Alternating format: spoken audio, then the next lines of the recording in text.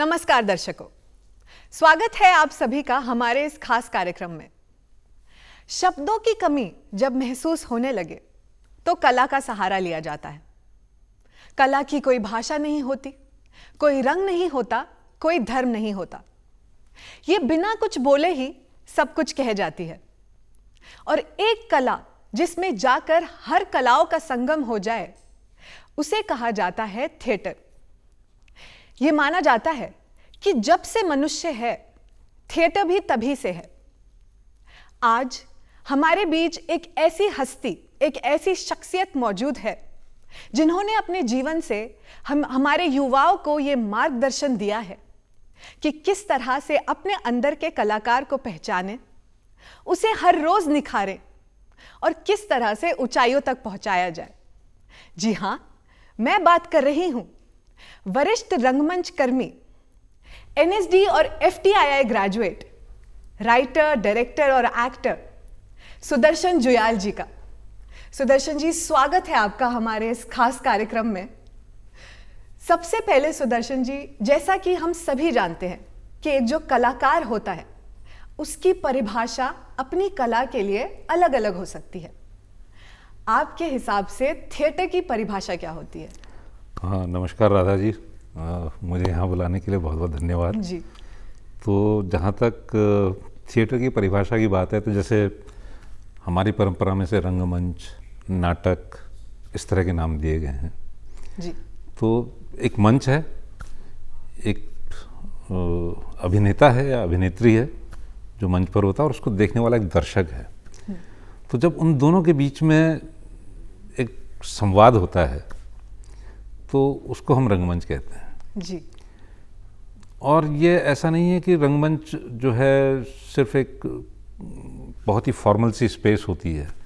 कहीं भी रंगमंच हो सकता है, एक टेबल के ऊपर भी रंगमंच हो सकता है, ठीक है। और एक छोटी सी जगह हो सकती है, उस पर भी रंगमंच होता है। बहुत बड़ा स्टेज होता है ना, बड़े बड़े ऑडिटोरियम्स हैं, उनमें भी वो भी रंगमंच होता है। जी। जैसे हमारे नुक्कड़ नाटक होते हैं कहीं पर भी, जैसे नुक्कड़ नाटक होते हैं, या जैसे हमारे सबसे बड़ी चीज़ जो हमारा रंगमंच आज भी जहाँ जिंदा है, छोटे छोटे गाँव में छोटी छोटी रामलीलाएँ और कई तरह की जो हैं इस तरह की परफॉर्मेंस होती है। जैसे कथावाचन है ना, आप अक्सर देखते होंगे कि नवरात्रि के टाइम पर या किसी भी शुभ मौके पर राम की कथा बोली जाती है या कृष्ण की कथा बोली जाती है, महाभारत की कथा बोली जाती है ना। लोग आते हैं, उसको सुनने का भाव, भक्ति भाव से लोग वहाँ पर आते हैं। हाँ। तो वहाँ भी एक श्रोता होते हैं जी। एक सुनाने वाला होता है, और एक उनके पास कुछ भी नहीं होता। किसी किसी के पास एक खाली हारमोनियम, ढोलक या थोड़ा साज सामान हो सकता है। जी। लेकिन कई बार ऐसे होते हैं, जैसे बचपन से हम देखते आ रहे हैं, पंडित जी आते थे, बैठ करके उन्होंने कथा सुना दी।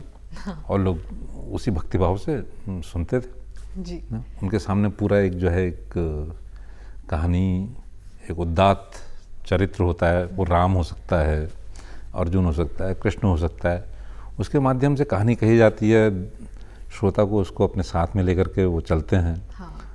मैंने रामलीला बचपन में कई बार देखी है, और जो श्रवण कुमार वाला जो एपिसोड होता था उसमें औरतों को मैंने हर साल रोते हुए देखा है। हाँ। ना, सबको कहानी मालूम होते हुए। तो इस तरह से नाटक तो हमारे जीवन में जुड़ा ही हुआ है। तो सबसे पुरानी विधा है, सबसे पुरानी विधा है, और किसी भी तरह से किया जा सकता है, कोई सेट पैटर्न नहीं है। हाँ, एक ही व्यक्ति बहुत से कैरेक्टर्स खुद अकेले ही परफॉर्म कर सकता है। हाँ, उससे भी। और रंगमंच अकेला ऐसा माध्यम है जो ऑर्गेनिक है, मतलब जिस जगह पे आप हैं वहीं पर हो रहा है। जी। सिनेमा तो हमारा इंपोर्ट होता है, या तो हॉलीवुड से आता है, बॉलीवुड से आता है। पहाड़ की कहानी बॉलीवुड वाले बना रहे होते हैं, लेकिन पहाड़ में रंगमंच होगा तो पहाड़ का आदमी ही करेगा। जो वहाँ पर है उस समय करता, वहीं पर दर्शक है, वहीं पर अभिनेता है, वहीं पर जो कह रहा है, जो सुन रहा है, सब लोग वहीं पर हैं, वहीं पर हो रही है। बिल्कुल एकदम से ऑर्गेनिक सी चीज़ है। तो रंगमंच की सबसे बड़ी खूबी ही यही है। जी।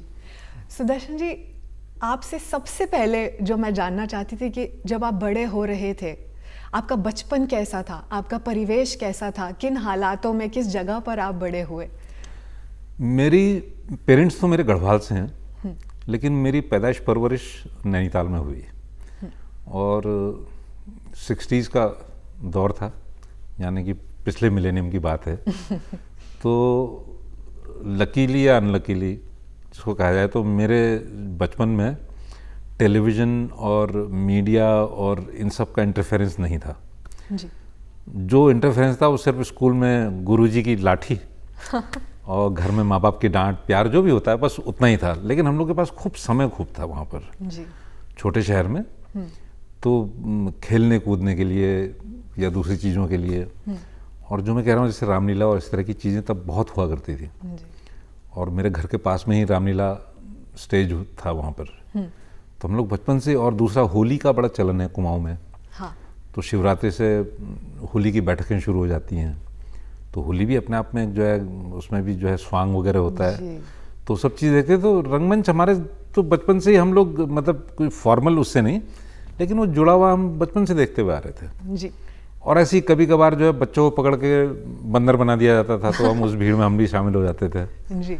ठीक तो है? आपके अंदर का जो ये बीज है कि मुझे एक्टर बनना है, अपना जीवन इसी डायरेक्शन में लगाना है, ये कहाँ से शुरू हुआ? ये तो बहुत बाद की बात है। ये तो मैं कह रहा हूँ कि जैसे तमाम तरह के इन्फ्लुएंसेस होते हैं ना बचपन से। तो हमारे ज़माने में हॉकी, क्रिकेट, फुटबॉल, उसके अलावा जैसे स्विमिंग, जो परिवेश है नैनीताल में लेक है, तो हम लोग स्विमिंग भी करते थे वहाँ पर। नैनीताल लेक में आप स्विमिंग करते? हाँ हाँ, तो वो सभी जाते थे वहाँ सीखने के लिए, तो हमने भी सीख ली वहाँ पर। जी। ठीक है। ऐसी रामलीला में भी जैसे हिस्सा ले लिया ना। तो लेकिन ये धीरे धीरे लेकिन जो एस्पिरेशन जो होते हैं, मैं एक लोअर मिडिल क्लास से हूँ। पिताजी मेरे सरकारी कर्मचारी थे, वन विभाग में थे। जी। तो हम लोग के जो दुनिया होती है वो तो वही होती है कि पढ़ो लिखो और एक अच्छी सी नौकरी करो, इसी तरह से चलते रहते। लेकिन जब धीरे धीरे लेकिन स्कूल में भी हमारे नाटक वगैरह हुआ करते थे। तो लेकिन उसमें सभी बच्चे पार्टिसिपेट करते थे, हम भी पार्टिसिपेट करते थे। ठीक है। वो डिस्ट्रिक्ट रैलीज होती थी या रीजनल रैलीज होती थी, इंटर स्कूल कॉम्पिटिशन्स होते थे, उसमें हम लोग जाते थे। हाँ। और सभी तो जैसे देखा जाता है आमतौर पर उस जमाने में अगर स्पेशली देखा जाए तो हमारी ये जो कला है, थिएटर या जो कलाकार होते हैं, उन्हें इतनी अच्छी दृष्टि से नहीं देखा जाता था। हाँ, कि तो देखो आपको किस तरह के, अब देखो इसमें मैं एक चीज़ कहना चाहता हूँ, ये बड़ी मज़ेदार बात कही आपने। हाँ। कि अब जैसे शेक्सपियर हम उसमें तो पढ़ते हैं, हाँ।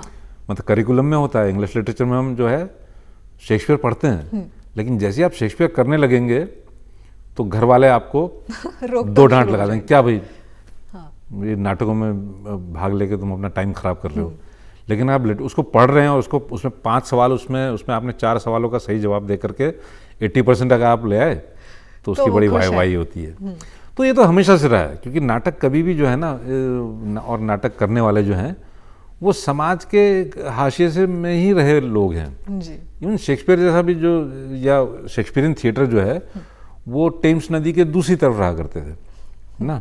जैसे आज हमारे समाज में भी है, तो जो हायरार्की अगर देखी जाएगी तो उसमें भी जैसे आज कॉमर्स सबसे टॉप में है ना। हमारे ज़माने में साइंस सबसे ज़्यादा टॉप में होती थी, और आर्ट्स जिसको बोलते हैं वो सबसे गई गुजरी चीज़ मानी जाती थी। जो साइंस और कॉमर्स ना कर सके वो आर्ट्स वो आर्ट्स करेगा, तो मतलब उसका कोई भविष्य नहीं है। हाँ। और ये उसी का हिस्सा है। आर्ट्स के साथ तो चाहे वो सिनेमा हो, चाहे पेंटिंग हो, चाहे कविता हो या नाटक हो, लोग पूछते भी हैं भाई आप क्या करते हैं? नाटक करता हूँ। नहीं, वो तो नाटक तो करते हैं ठीक है, लेकिन वैसे क्या करते हैं? हाँ, जीवन चलाने के लिए जीवन चलाने, तो लोगों को ये पता नहीं रहता है कि मतलब जीवन इससे भी चलता है लोगों का। कई लोगों के लिए यही जीवन है। हाँ। ठीक है ना। तो वैसा ही माहौल हमारे भी जो था उस तरह से। लेकिन जब मैं धीरे धीरे जब मैं ग्रेजुएशन में जब मैं आया तो उससे हमें जो मुझे एक बात ये है कि टीचर्स बहुत अच्छे मिले हमेशा बचपन से जो है ना। वो प्राइमरी स्कूल से लेकर के और पोस्ट ग्रेजुएशन से तक, और फिर NSD FTI, मतलब one of the best teachers जिनको बोलते हैं ना, बड़े अच्छे अध्यापक लोग मिले, टीचर लोग, गुरु लोग मिले जी। तो उस समय जो टीचर्स थे हमारे, वो पढ़ाते तो हमको, कोई हिस्ट्री पढ़ाता था, कोई इकोनॉमिक्स पढ़ाता था, कोई पॉलिटिकल साइंस पढ़ाता था। लेकिन उन लोगों ने हमारी दृष्टि इसके लिए भी खोली। जैसे हमारे एक टीचर थे धूलिया जी, वो हमको मॉडर्न इंडियन हिस्ट्री पढ़ाते थे। तो एक दिन उन्होंने हमसे कहा कि भाई आप 12:15 बजे सिनेमा हॉल में मिलिए। तो उससे पहले 1-2 वाक़ये ऐसे हो चुके थे कि हमारी क्लास भाग करके फिल्म देखने चले गई थी। तो हमको लगा कि ये शायद हमारे साथ में कुछ इन्होंने मजाक कर रहे हैं, क्या कर रहे हैं। उन्होंने कहा तुम सिनेमा हॉल में मिलो। तो हम लोग सिनेमा, नैनीताल में एक विशाल सिनेमा हुआ करता था, वहाँ मिले हम लोग। तो उन्होंने, हम कुछ 16-17 स्टूडेंट थे उसमें, मॉडर्न इंडियन हिस्ट्री वाले जो बच्चे थे। हाँ। तो सत्यजीत रे की फिल्म थी शतरंज के खिलाड़ी, उसकी टिकट ली हुई थी। वो फिल्म उन्होंने हमको दिखाई। अरे साथ में चाय समोसा भी खिलाया हम लोग को। तो उनका बस आज की क्लास हो गई। और दूसरे फिर 3 दिन तक उन्होंने हमको 1857 की क्रांति या गदर या सैनिक विद्रोह जिसको लोग बोला जाता है, हाँ। 3 दिन तक उन्होंने वो फिल्म के माध्यम से हमको पूरी वो जो उस समय की जो जी हिस्ट्री और ये सब जो हालात जो थे उनका एनालिसिस करके हमको बताया। तो ये इस तरह के टीचर्स हमको मिले उस समय। सर ये तो बहुत ही विचित्र बात बताई आपने। हाँ। क्योंकि हमारे स्कूल में तो सर मैं आपको अगर बताऊं तो एक दिन की अटेंडेंस भी हमें बहुत देते ही नहीं थे टीचर्स, कि नहीं तुम्हें पढ़ना है, किताबों में रहो। हाँ। बाहर की दुनिया क्या है किसी ने नहीं बताई। मेरे ख्याल से आप बहुत लकी रहे सर। हाँ ऐसे इसीलिए। teachers आपको और जैसे हमारे एक प्रोफेसर चंद्र शास्त्री थे, वो हमको इकोनॉमिक्स पढ़ाते थे, लेकिन खुद भी वो नाटक वगैरह लिखा करते थे ना? हाँ। हमको पता नहीं था ये तब तक।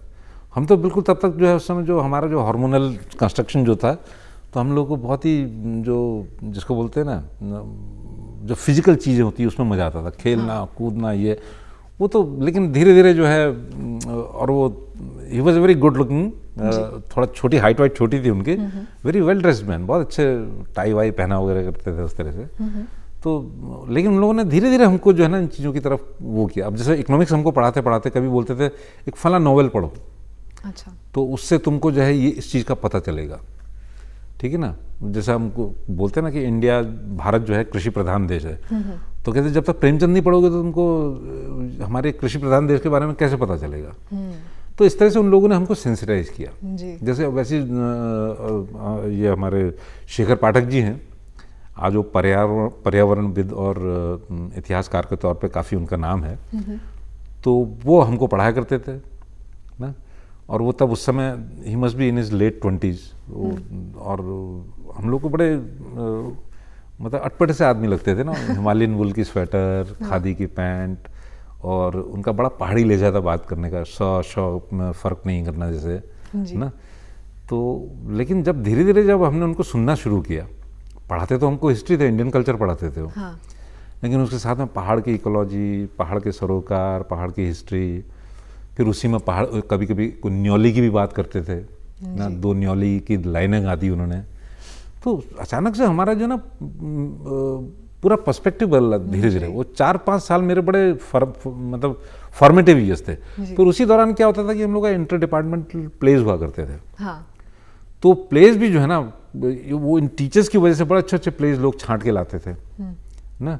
एक तो सिंपल प्रोसिनियम वाले जो नाटक होते हैं, ट्रेडिशनल कंजर्वेटिव जो नाटक होते हैं, उसके अलावा फिर हम लोगों ने धीरे धीरे हम लोग का जो एक्सपोजर हुआ इन सब चीज़ों के लिए कि भाई हाँ सर, वही तो ना, अपने शेड्यूल से हटकर टीचर्स ने आपको कितना एक्सपोजर दिया कि ये पढ़ें ये ना पढ़ें। बचपन में तो सर बच्चों का क्या है, उन्हें इतनी जानकारी नहीं होती कि कौन सी नॉवेल पढ़ी जाए, कौन से राइटर को पढ़ी जाए। आपको इतना डायरेक्शन दिया आपके टीचर्स ने। हाँ, और वो इसलिए है कि वो पढ़ाते हमको इकोनॉमिक्स से, लेकिन साथ में हमको उन्होंने कहा कि भाई जब आप लिटरेचर भी जो है इकोनॉमिक्स का हिस्सा है जी ना, और हिस्ट्री और लिटरेचर भी आपस में जुड़ा हुआ है, और नाटक और पॉलिटिक्स भी आपस में जुड़ी हुई है जी। तो मैं तो उस समय की बात बता रहा हूँ।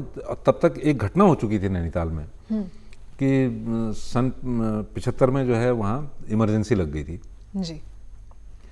और तब वहाँ पर एक थिएटर ग्रुप हुआ करता था युगमंच, और उससे जुड़े हुए लोग थे, काफ़ी बड़े बड़े नाम थे, लेनिन पंत और गिरदा और इस तरह के लोग जो थे जी। उन लोगों ने नाटक किया था भारतेंदु हरिश्चंद्र का नाटक जारी है, नहीं सॉरी अंधेर नगरी। अंधेर नगरी। हाँ। और अंधेर नगरी जो है हमने कोर्स में पढ़ा हुआ था, मतलब वो हमको प्रहसन जैसा लगता था, एक छोटा चुटकुला टाइप का जिस तरह से हमको पढ़ाया गया था जी। लेकिन वो अंधेर नगरी नाटक जब हुआ तो सबके नाम वारंट निकल गए और कई लोग जो है अंडरग्राउंड रहे। बाप रे। फिर खैर 18 महीने की जो है वो 18 इस तरह कुछ 1.5 साल करीब इमरजेंसी रही, 1.5-2 साल। उसका सन 77 में इमरजेंसी हट गई, इलेक्शन हो गए, उसका जनता पार्टी है, उसका पॉलिटिक्स का भी पूरा रुख बदला।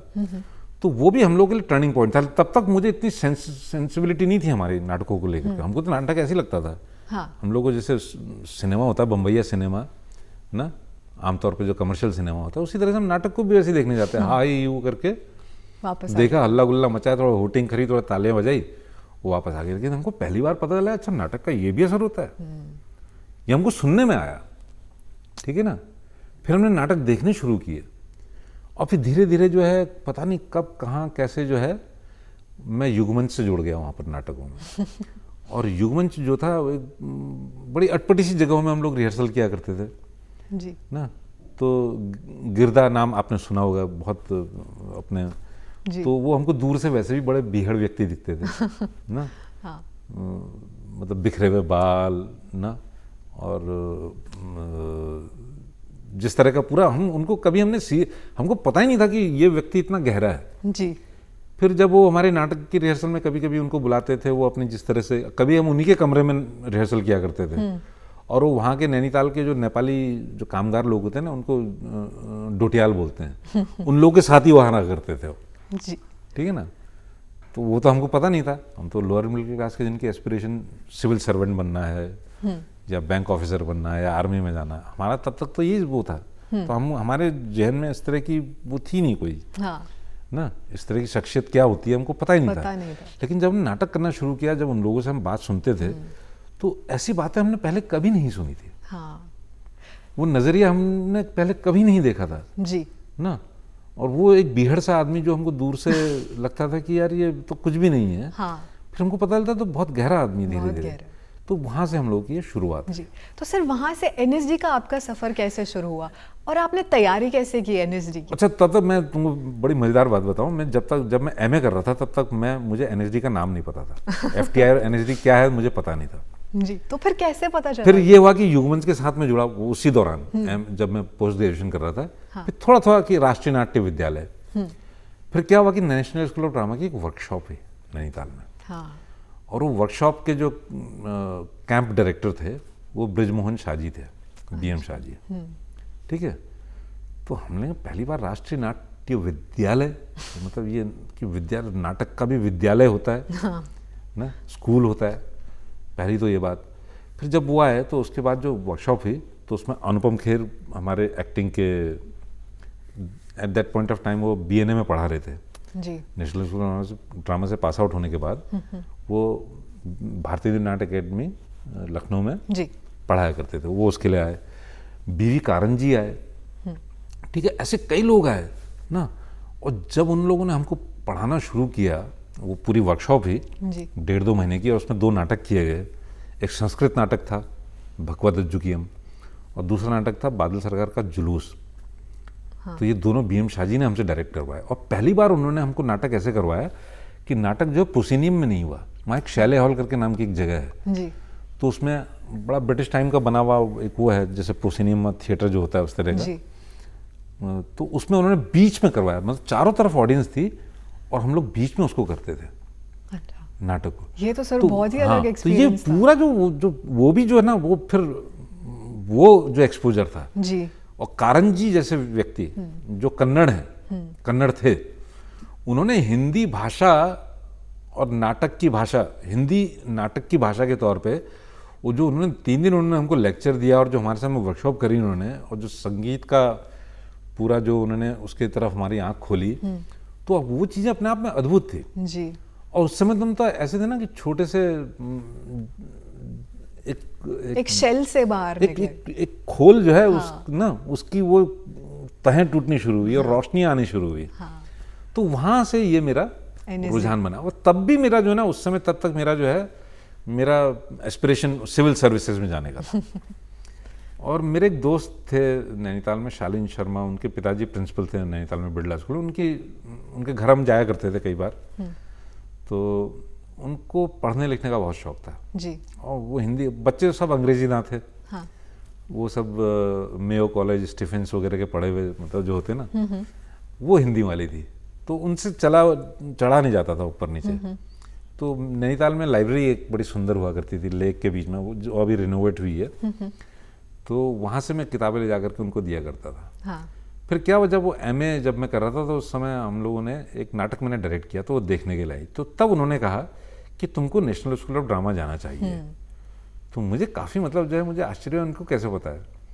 तो पता चला उनकी बहू जो है वो कथक करती हैं, और वो उन्होंने कथक केंद्र से अच्छा सीखा हुआ है, और कथक केंद्र एनएसडी के साथ में ही था, बगल जी में। जी तो इस तरह से थोड़ा वो असर वो भी था। फिर वही और युगमंच के साथ में फिर हम लोगों ने कई सारे नाटक किए, तो फिर मेरा जो है 2-3 साल में रुझान हो गया। तो सर एनएसडी का आपका सफर कैसा रहा? एनएसडी तो अपने आप में बहुत गजब जगह है। एनएसडी अपने आप में क्या है ना कि वो 3 साल जो होते हैं वहाँ पर, वो 3 साल नहीं होते हैं, ऐसा लगता है आपने ज़िंदगी के 30 साल वहाँ पे बिताए हैं।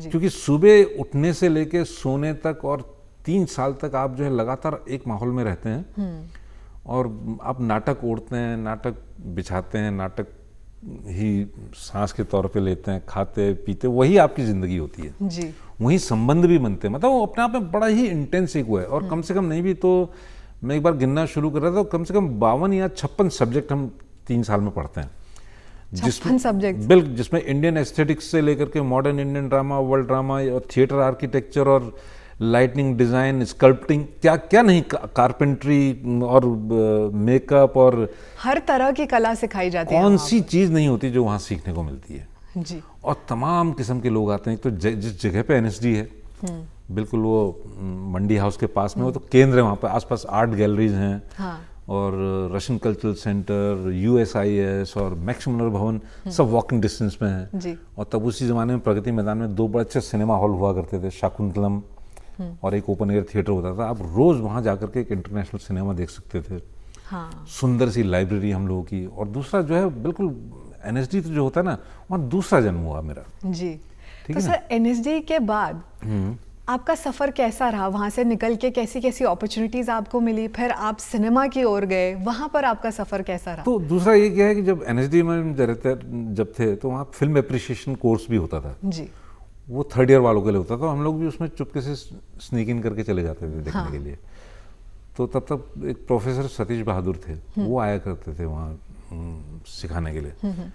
तो जब बीच बीच में हम पता चला सचित्र की फिल्में या दूसरी जिनको हम पहले सिर्फ जनरल नॉलेज के उसमें आंसर देने के लिए जो नाम हमको जो पता होते थे ना, उनकी फिल्में हमने देखनी शुरू करी जी ना। तो वहाँ से भी थोड़ा बहुत एक रुझान बना। हाँ। और दूसरा चूंकि एक तरह का खास किस्म का सिनेमा जो है बहुत ड्रामेटिक है हमारा, which is very close to theatre, ठीक है। और हमारे एनएसडी के सीनियर भी हैं, ओमपुरी और नसीरुद्दीन शाह, इन सबका भी जो असर होता है, तो सिनेमा से बचना मुश्किल था। हाँ। तो खैर जब मैं 3rd ईयर करने के बाद मैंने 2 साल बहुत जम के हम लोगों ने थिएटर किया जगह जगह, और हम लोगों ने अपना ग्रुप भी बनाया था एंसेंबल 86 जी।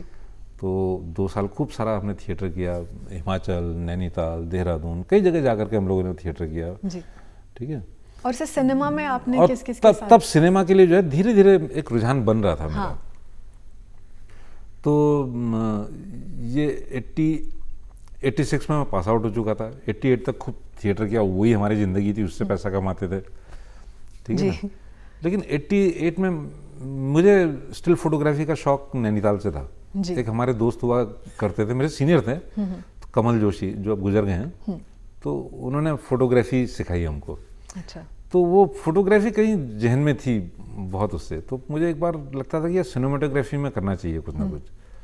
लेकिन सिनेमाटोग्राफी के लिए थोड़ा साइंस मतलब फिजिक्स, केमिस्ट्री का थोड़ा सा ज्ञान होना चाहिए। तो ज्ञान था, लेकिन वो कंपटीशन में बैठने के लिए हिम्मत नहीं हुई कि मैंने कहा कि यार इतना भी टाइम तो मिलता नहीं है रिहर्सल वगैरह करने के बाद जी। तो मैंने ऐसी डायरेक्शन में रिटन एग्जाम दे दिया जी। सिलेक्शन हो गया, फिर इंटरव्यू के लिए गए, वहाँ भी सिलेक्शन हो गया, तो वो दिशा सिनेमा की तरफ बढ़ गई जी। तो आपने सर किस किस के साथ काम किया सिनेमा में? थोड़े से, हमारे पास समय की थोड़ी सी कमी है सर, तो चंद शब्दों में अपने एक्सपीरियंसेस शेयर कीजिए प्लीज। सिनेमा में मैंने जिन लोगों के साथ जो बड़े नाम हैं, सबसे पहले मैंने शेखर कपूर उनको ज्वाइन किया, उनके साथ मैं 3 साल करीब उनके साथ काम किया। फिर विजय आनंद, काफ़ी इस पीढ़ी को तो पता नहीं होगा, पता नहीं, लेकिन हमारे ज़माने के बहुत बड़े जिन्होंने गाइड और जैसी फिल्में बनाई ना, और जॉनी मेरा नाम, ये तीसरी मंजिल, ये कई सारी फिल्में जो उनके नाम से वो उस नाम से जाने जाते हैं, उनके साथ काम किया। फिर डॉक्टर चंद्र प्रकाश है, उनके साथ काम किया। फिर उसके बाद फिर मैं टेलीविज़न में आ गया। तब 92 में टेलीविज़न धीरे धीरे खुल रहा था, पहले सिर्फ दूरदर्शन हुआ करता था जी। फिर एक सीरियल था रिपोर्टर, तो मैं लिखने लगा और डायरेक्ट करने लगा। फिर वहाँ से जो है फिर मैं टेलीविज़न में शिफ्ट हो गया। फिर एक चैनल चलाने की बातचीत शुरू हुई जी तो उसकी कोर प्रोग्रामिंग टीम में मैं था, तो मैं उसमें कमिश्निंग एडिटर रहा जी और एंटरटेनमेंट प्रोग्रामिंग का मैं हेड करता था। तो 10 साल तकरीबन उसमें रहा।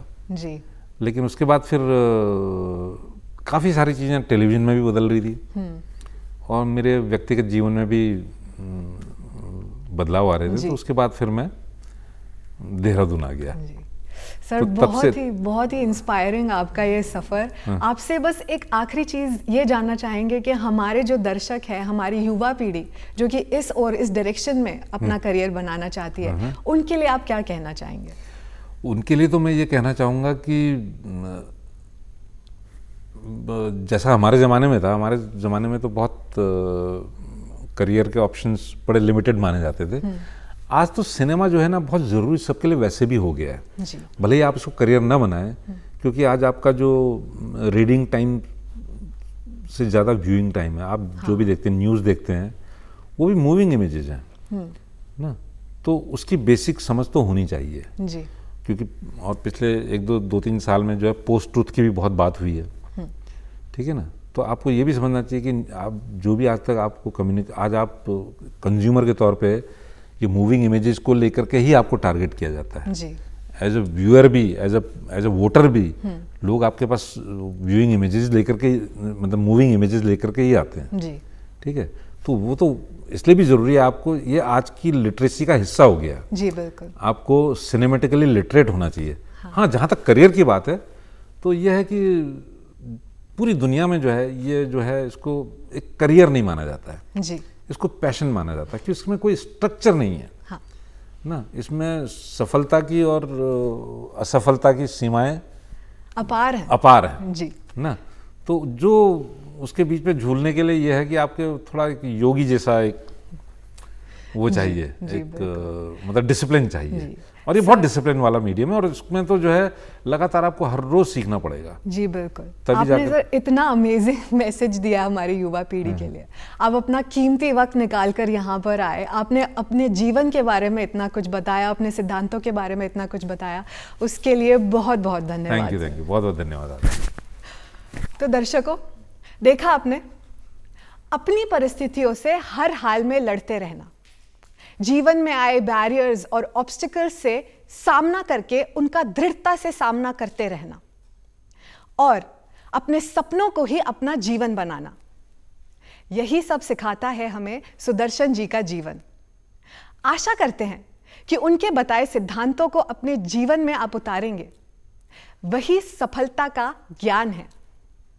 अगली कड़ी में आप लोगों से फिर मुलाकात होगी, किसी दूसरी शख्सियत से रूबरू होंगे।